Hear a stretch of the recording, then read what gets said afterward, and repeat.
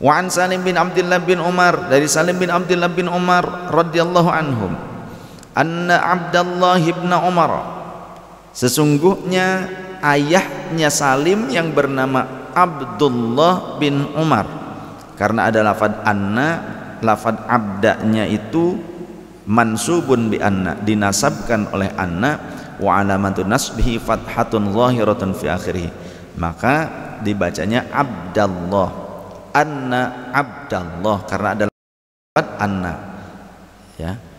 Kalau tidak ada lafad annanya, kalau jadi mubtada Abdullah begitu. Kalau ada lafad an atau min, contoh an gitu, an Abdillah, dalnya dikasrohkan jadi majrurun, jadi jer. Anna Abdullah bin Umar radhiyallahu anhuma, sesungguhnya sahabat Abdullah bin Umar radhiyallahu anhuma, kana yaqulu, sesungguhnya beliau berucap, mengatakan, lirrajuli, kepada seorang laki-laki atau kepada seseorang. Lafaz rajul ini juga maknanya bisa umum, bisa makna mewakili annas, yakni manusia keseluruhannya. Kadang makna rajul itu juga maknanya umum, general gender, masuk juga di dalamnya kaum wanita, tergantung siyakul kalam, tergantung redaksional kalimatnya, menunjukkan pada makna apa gitu, makna mewakili manusia. Kenapa kau menggunakan ar-rajul? Karena ada dalam Al-Quran ar-rijalu qawwamuna 'alan nisa, artinya ketika disebutkan itu, yang lain, yang nisa juga, yang perempuan juga masuk kategori yang dituju. Tergantung kalimatnya, tapi kita harus mengerti hal itu. Jadi kana yaqulu lirrajuli idza arada safaran, sahabat Abdullah bin Umar radhiyallahu anhuma, beliau akan berkata kepada seseorang jika seseorang itu hendak melakukan perjalanan, akan memberikan nasihat kepada orang yang akan melakukan perjalanan jauh.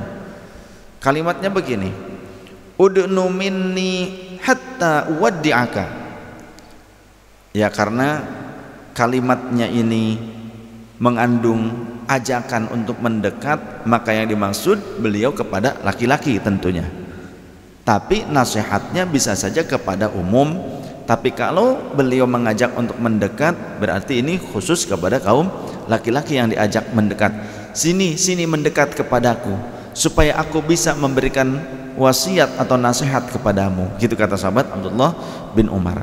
Sini, dekat sini, dekat, kata sahabat Abdullah bin Umar, supaya aku bisa memberikan nasihat untukmu, supaya aku memberikan pesan kepadamu. Sini, aku mau ngomong, kalau bahasa kita mah gitulah.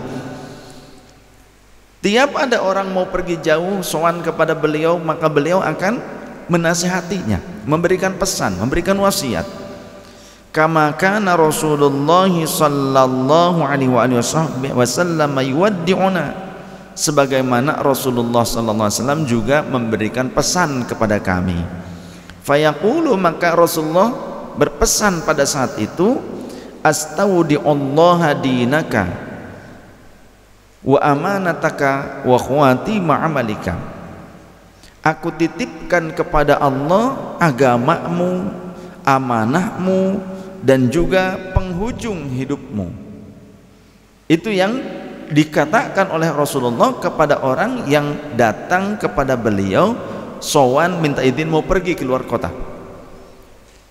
Rasulullah mengucapkan astaudi'ullaha dinaka, aku titipkan kepada Allah akan agamamu, wa amanataka, dan amanahmu, wa khawati ma'amalika, dan bagaimana akhir kehidupanmu. Artinya di sini ada nilai-nilai spiritual, bukan hanya sebatas ikrarnya Rasulullah, tapi di mana Rasulullah SAW memberikan sebuah nasihat agar orang tersebut bisa menjaga agamanya, menjaga amanahnya, Tapi halus bahasa Rasulullah beda dengan saya ya, gitu kan. Jadi Rasulullah bahasanya halus, kalimatnya aku pasrahkan kepada Allah, aku titipkan engkau kepada Allah tentang agamamu apa. Nah kalau kita mah enggak, yang bener ya kamu berperilaku, kalau kita kan begitu kan. Kalau kita mah togmol gitu. Rasulullah ini sangat tersirat, halus, menjaga perasaan, beda sama saya gitu kan. Ya Allah, susah ngikutin Rasulullah, pengen mudah-mudahan Allah memudahkan, tapi nyatanya kan susah gitu. Kalau kamu awas sholat lu ya. Kalau kita gitu kan, sholat lu ya, awas sholat itu. Kamu tuh kalau berangkat biasanya sholatnya suka angot-angotan. Kalau kita bicaranya demikian, tapi Rasulullah enggak, halus Rasulullah. Karena kalau caranya seperti saya mungkin ya sulit untuk bisa diterima, tidak mudah.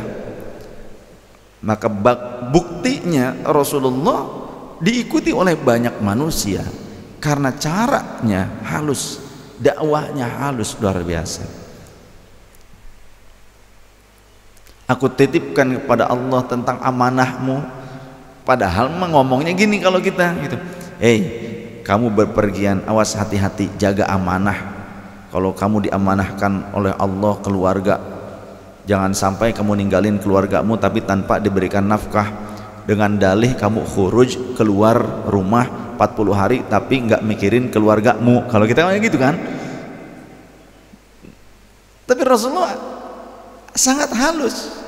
Rawahu Tirmidzi wa qala haditsun hasanun sahihun. Hadits barusan riwayatnya hasan sahih.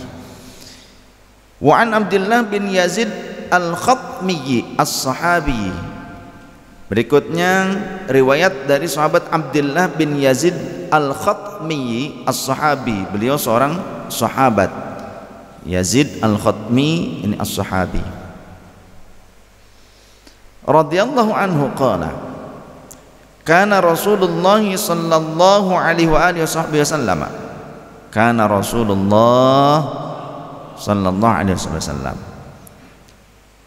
adalah kebiasaan Rasul sallallahu alaihi wasallam. Jadi kalau ada lafaz kana disandingkan dengan asma Rasul dalam riwayat menunjukkan ini terjadi beberapa kali atau sudah sering, kebiasaan ya. Entah terjadi beberapa kali saja atau merupakan kebiasaan. Kebiasaan baginda Rasul sallallahu alaihi wasallam idza arada ayywaddi'al jaisha yaqulu, jika beliau akan melepas pasukan-pasukan penjaga, pasukan perangkah atau pasukan perdamaian, bahasa kita mah pasukan yang berjaga untuk keamanan, beliau akan memberikan pesan, beliau akan memberikan wasiat. Yaqulu astaudi'ullaha dinakum wa amanatakum wa khawatima a'malikum. Aku titipkan kalian kepada Allah Subhanahu wa taala tentang agama kalian, tentang amanah kalian. Dalam hal ini amanah berarti kan tugas. Pokoknya kamu sudah diberikan tugas, tugasmu ini. Urusan agama juga ini, kamu tetap harus jaga agamamu. Bahasa kita mah gitu. Tapi bahasa Rasulullah halus. Aku titipkan kalian kepada Allah tentang agama kalian. Toh aku sudah membimbing kalian tentang agama, yaitu nanti urusan kalian dengan Allah Ta'ala, gitu maksudnya. Kemudian juga amanah kalian, tugas kalian apa, wahai pasukan? Kalian harus jujur, kalian harus melakukan keadilan, menjaga keamanan, jangan membuat keonaran atas nama laskar tapi malah bikin onar, jangan gitu kan. Laskar itu justru untuk mengamankan, dibikinnya laskar, dibentuknya laskarnya untuk keamanan, menjaga hak orang-orang, menegakkan keamanan, keadilan, jangan malah bikin onar. Wa khawatima a'malikum, dan juga penghujung semua amalmu. Rasulullah memberikan amanah seperti itu, wasiat seperti itu, tapi halus bahasanya. Wa an Anas radhiyallahu anhu qala jaa rajulun ila Nabi sallallahu alaihi wasallam. Dari sahabat Anas bin Malik radhiyallahu anhu. Nah, ini sahabat Anas bin Malik. Beliau pernah menjadi pembantunya Rasulullah selama 10 tahun. Anas bin Malik. Jadi hidup dengan Rasulullah SAW selama 10 tahun. Sahabat Anas bin Malik, beliau punya ibu, ada rumah. Suatu ketika Rasulullah SAW bersama sahabat Anas bin Malik pergi ke rumah ibu dari sahabat Anas. Pergi ke rumah ibu sahabat Anas di siang hari. Kemudian Rasulullah tidur di tempat tidur milik ibunya sahabat Anas. Tapi di situ ada sahabat Anas bin Malik, kemudian ada ibunya, kemudian ada bibinya. Rasulullah keringetan, panas, nggak ada AC seperti sekarang, ya. Jadi di masjid, kalau masjid nggak mau pakai bid'ah ya jangan pakai AC, pakainya cukup AG, angin gelembung. Tapi kan pada pakai AC. Wah, itu urusan dunia, tidak apa-apa. Sodakoh, kira-kira sodakoh jariah itu ibadah apa bukan? Ibadah kan? Urusan agama apa dunia? Urusan agama. Nah, sekarang sodakoh ibadah berupa AC, air conditioner untuk masjid. Jadi pahala apa enggak? Untuk majelis nih, untuk majelis contoh. Masjid mah di sana, ini mah yang di sini aja majelis. Itu. Jadi pahala apa tidak? Jadi pahala. Ibadah sodakoh jariah itu diajarkan oleh Rasulullah, tapi dengan bentuk perkara yang tidak pernah ada zaman Rasulullah, berupa air conditioner, AC. Berarti kan AC ini perkara baru, sedangkan sodakohnya adalah ajaran agama Islam. Boleh nggak tuh? Ya boleh. Artinya ada tentang bid'ah hasanah, ya. Termasuk yang akan kita bahas ini tentang sahabat Anas dan keluarganya. Jadi Rasulullah tidur di rumah ibu sahabat Anas. Ya, ada sahabat Anas, ada ibunya, ada bibinya sahabat Anas. Keringetan Rasulullah. Kemudian pas keringetan, ibunya sahabat Anas inisiatif. Gak pernah diajarin oleh Rasulullah. Kalau aku berkeringat bawa wadahnya, wadahin keringatku. Enggak. Ibunya sahabat Anas mengambil sebuah wadah. Peles lah kalau kita mah ya, botol. Kemudian sedikit demi sedikit dimasukin tuh keringatnya Rasulullah. Kan agak ngucur mungkin ya, agak kelihatan agak banyak. Sedikit, hati-hati, pelan-pelan supaya enggak mengganggu Rasulullah gitu ya. Dimasukin ke botol, dilihat sama anaknya juga. Ternyata Rasulullah justru malah bangun, malah membangunkan Rasulullah. Ada apa wahai Ummu Sulaim? Ini ya Rasul, mohon maaf, keringat Anda, keringat Tuhan ini nanti akan saya campurkan dengan minyak wangi dalam suatu riwayat. Dalam riwayat yang lain, ini nanti akan saya berikan untuk anak-anak saya. Mungkin akan dicampurkan air kah? Begitu. Nanti akan diberikan untuk anak-anak saya. Maka Rasulullah SAW kemudian mengatakan, qad asabti, sungguh telah benar tindakanmu. Rasul tidak menyangkal tindakan Ummu Sulaim yang bertabarruk dengan keringatnya Rasulullah SAW. Bahkan Rasul membenarkan, qad asabti, bagus, sudah lakukan, kamu benar. Maka nyata itu dilakukan oleh ibunya sahabat Anas. Nah, setelah itu juga bahkan sebelumnya ada dalam suatu riwayat yang lain, datang ke situ Rasulullah kemudian mengajak sholat. Ayo, aku akan sholat bersama kalian, tapi bukan di waktu sholat yang fardu. Rasulullah mengajak sholat sunnah. Dulu pernah kita baca hadisnya. Maka Rasulullah mengimami sholat. Kami sholat di belakang Rasulullah, bukan pada waktu sholat fardu, tapi sholat sunnah. Ini kebolehannya tentang sholat sunnah yang tidak diajarkan secara khusus berjamaah tapi boleh dijamaahkan, seperti kita sholat tasbih kah, tahajud kah, itu bukan sholat yang secara khusus diajarkan untuk berjamaah, tapi boleh andaikan diberjamaahkan, namun tidak ada pahala pembeda antara sholat sendiri dengan berjamaah, tetap saja masing-masing pahalanya. Berbeda dengan sholat sunnah yang memang dianjurkan untuk berjamaah, ya, seperti sholat sunnah istisqa, sholat sunnah kusuf atau khusuf, sholat sunnah Id, itu kan berjamaah. Itu kalau sendiri boleh sah, kita sholat Id sendiri boleh, tapi pahala berjamaah lebih besar. Sedangkan kalau sholat sunnah tasbih tidak ada bedanya antara sendiri dengan berjamaah, karena sholat itu sholat yang tidak dikhususkan diberjamaahkan. Yang berjamaahkan tarawih berjamaah gitu.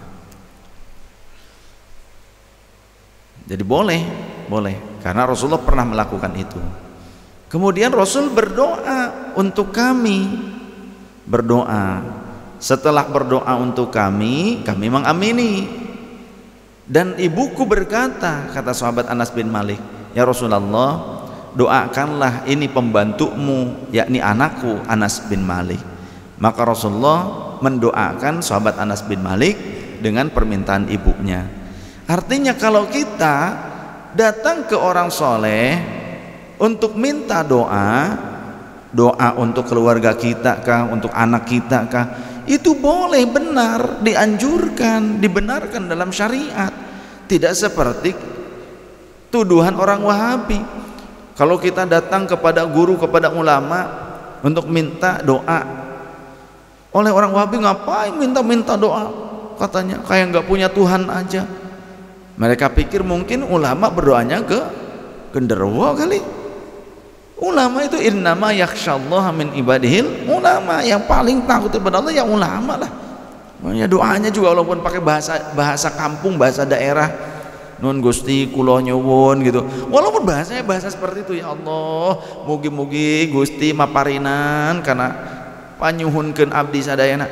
Walaupun bahasanya begitu, ya Gusti Allah mah tahu lah, menciptakan kita tahu, kita enggak ngucapin aja apa yang dalam diri kita tahu. Masa nggak boleh doa pakai bahasa yang lain, harus pakainya ana antum akhi harus begitu ya? Urusan nanya harga 250. Jadi dalam suatu riwayat saja ada beberapa pelajaran yang dapat kita ambil. Ternyata jangan terburu-buru kita ingin khatam, baca terjemahan hadis doang, baca terjemahan Al-Quran saja, terburu-buru kita pengen memperbanyak khatam, mempelajari Quran karena baca terjemahan mudah sekali, apalagi bacaannya masih banyak salah, tajwidnya tidak mujawid. Kita baca Quran tapi tidak mujawidil Quran, tidak tartil. Kita bangga memperbanyak baca Quran tapi tidak tartil, sedangkan Quran yang kita baca, dia berkata, Allah berkata, termaktub di dalam Al-Quran, warattilil Qur'ana tartila, bacalah Quran dengan cara tartil. Artinya klausul tajwidnya harus benar, fasihahnya harus benar ya. Walaupun cepat, memang ada istilahnya, ada pembacaan secara hadir gitu kan, cepat, tapi tidak mengeluarkan dari klausul tajwidnya, harus mujawid tetap. Nah, sahabat Anas bin Malik nih yang sedang meriwayatkan ini tadi sudah dibahas. Artinya dari riwayat hadits yang tadi, benar adanya tabarruk, ngalap berkah itu diperkenankan. Kemudian juga minta doa dari orang-orang yang soleh juga dibenarkan. Kemudian juga sholat berjamaah pada sholat sunnah yang tidak dikhususkan berjamaah juga boleh. Fahimtum? Barulah kita bahas haditsnya nih, an Anas radhiyallahu anhu, baru nyebutin nama satu orang itu dihubungkan dengan riwayat yang lain supaya faham. Sekarang keluarga sahabat Anas itu bertabarruk ngalap berkah. Kata Wahabi syirik ngalap berkah. Tapi riwayat perawi ini sahabat Anas bin Malik dipakai.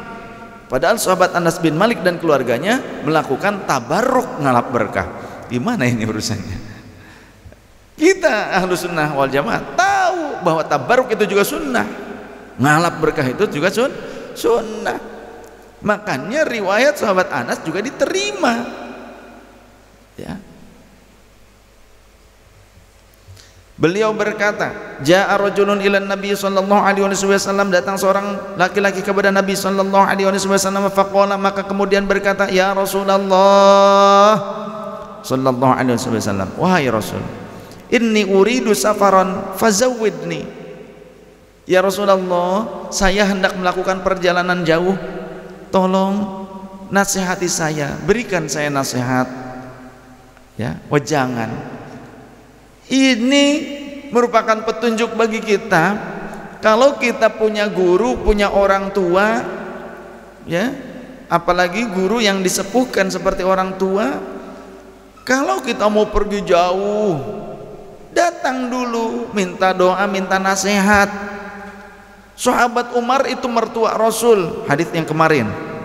Sahabat Umar radhiyallahu anhu Ibnu Khattab, beliau itu mertuanya Rasulullah, tapi kalau mau umroh saja minta izin ke Rasulullah. Istadzantu Rasulullah sallallahu alaihi wasallam atau istadzantu Nabi sallallahu alaihi wasallam, ya. Aku minta izin kepada Rasul sallallahu alaihi wasallam, kepada Nabi sallallahu alaihi wasallam fil umrati, untuk melakukan umroh. Mertua minta izin kepada menantu karena menantunya alim, menantunya gurunya. Padahal urusan sahabat Umar, mau berangkat kek, mau enggak, mau kemana kek, ngapain juga gitu kan, seolah-olah tidak disyaratkan kok umroh syarat sahnya minta izin ke Rasulullah, tidak disyaratkan. Tapi adab, pentingnya adab. Mau ibadah saja, mau umroh pergi saja, minta izin dulu. Nah di sini kalau hadits yang sekarang yang sedang kita bahas, seorang laki-laki ketika mau pergi keluar kota, keluar daerah, datang dulu ke Rasul sallallahu alaihi wasallam, kemudian berkata, inni uridu safaran fazawidni ya Rasulullah, aku mau pergi jauh, mohon saran ya Rasul, mohon wejangannya ya Rasulullah. Begitu, tidak kitanya sombong begitu saja, tetap kita punya etika, diajari etika dalam Islam. Faqala, maka Rasulullah kemudian berkata, zawwadakallahu taqwa, semoga Allah subhanahu wa ta'ala membekalimu dengan ketakwaan. Malah mendoakan, artinya orang ini tidak hanya meminta nasihat tapi juga minta doa. Buktinya Rasulullah mendoakan dia. Kalau kemudian dia berkata lagi, zidni, tambahi lagi ya Rasul, tambahi lagi ya Rasul. Maka qala Rasulullah kemudian menambahi doanya, wa ghafara dzanbaka, dan semoga Allah mengampuni dosa-dosamu, kesalahanmu kelak nanti dalam perjalananmu itu, dan juga dosa yang sudah berlalu. Qala, masih minta lagi, tambah lagi ya Rasul, zidni, tolong tambahi lagi ya Rasul gitu. Ada lagi ya Rasul gitu. Qala Rasulullah, nambahin lagi doanya, wa yassara lakal khairu haitsu ma kunta, dan semoga Allah memudahkan segala urusanmu dimanapun kau berada. Jadi minta doa dulu, mau nikah minta doa, gitu loh ya para sahabat tuh.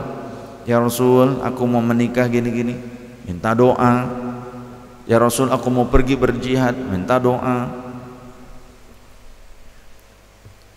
Ini masalah gurunya, jadinya nulis surat sepucuk surat, jihadnya bukan jihad yang benar, ngebom dan nembak. Nembaknya yang ditembak orang muslim lagi, aduh ampun dah. Rawahu Tirmidzi wa qala haditsun hasanun, hadis ini hadis yang hasan derajatnya. Jadi kita sudah faham, meminta doa kepada orang lain, kepada orang-orang soleh itu dianjurkan, disunnahkan. Kemudian juga ketika kita hendak bepergian jauh, selain meminta doa juga kita dianjurkan untuk meminta nasihat kepada guru, kepada orang-orang soleh, kepada ulama, karena al ulama warasatul anbiya. Wallahu a'lam bishawab. Kajian kita pagi hari ini mudah-mudahan bermanfaat. Jangan lupa ya sebisa mungkin untuk masalah besaran relatif. Sedekah subuhnya jangan ditinggalkan, sedekah subuhnya jangan ditinggalkan, sedekah paginya, supaya Allah memberkahi. Supaya apa? Bantulah saya untuk dirimu. Pernah Rasulullah ditanya oleh sahabat, diminta oleh sahabat,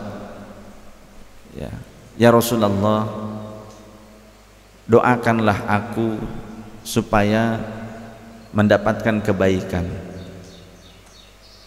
Maka Rasul sallallahu alaihi wasallam memberikan jawaban, tolonglah aku untuk dirimu dengan memperbanyak sholat. Ya Rasulullah, berikanlah syafaat.